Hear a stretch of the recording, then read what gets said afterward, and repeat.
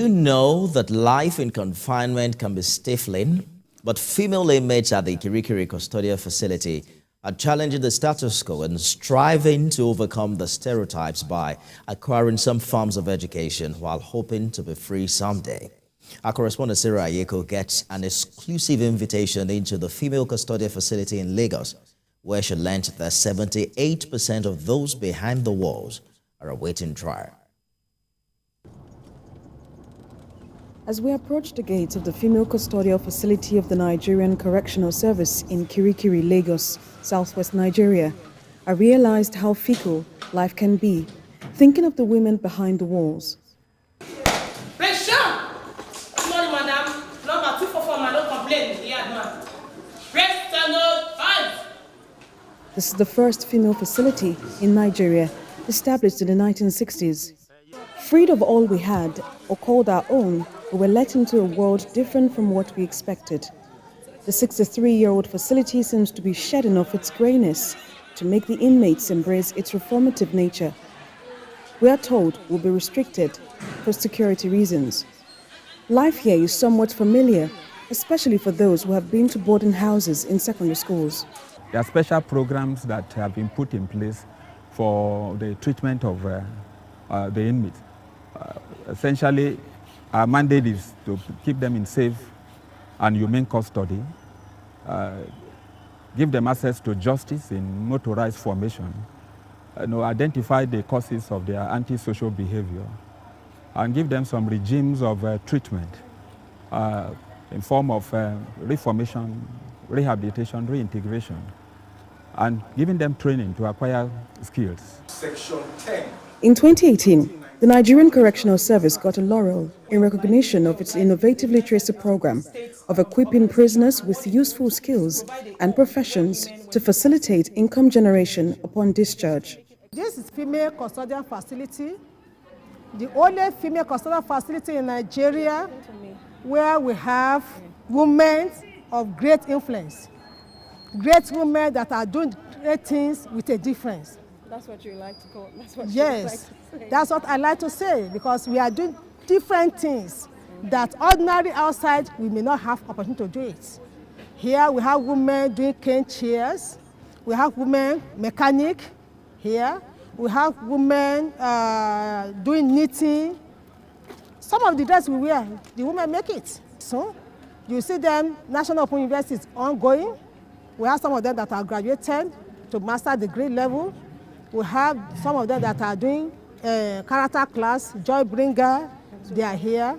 So we have tailoring is going on, and knitting, weaving, many things are going on here. For the inmates, remembering what brought them into prison is painful.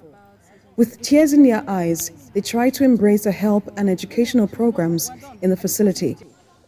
To protect their identities, we are withholding their names and hiding their faces.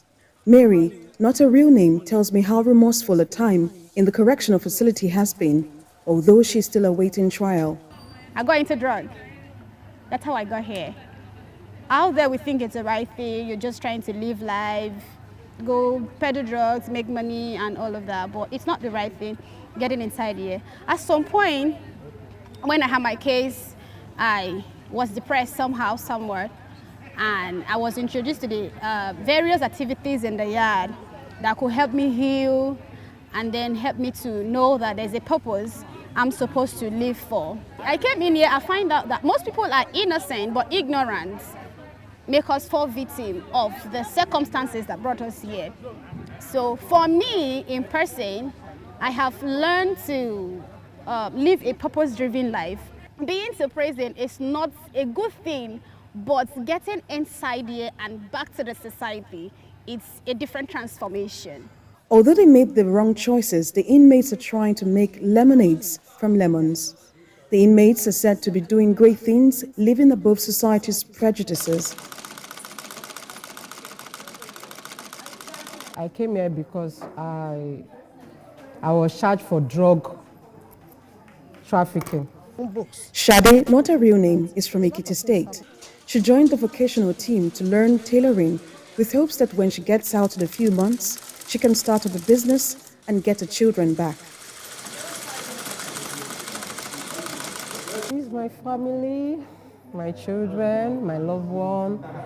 Then I miss my work, making money. You know, being a breadwinner, because I'm a single mom. But because of this place now, I can sew. If I go out there now, I'll be able to maybe, if with the help of my family and so, I will be able to get something to start up with. I want to live above that stigma.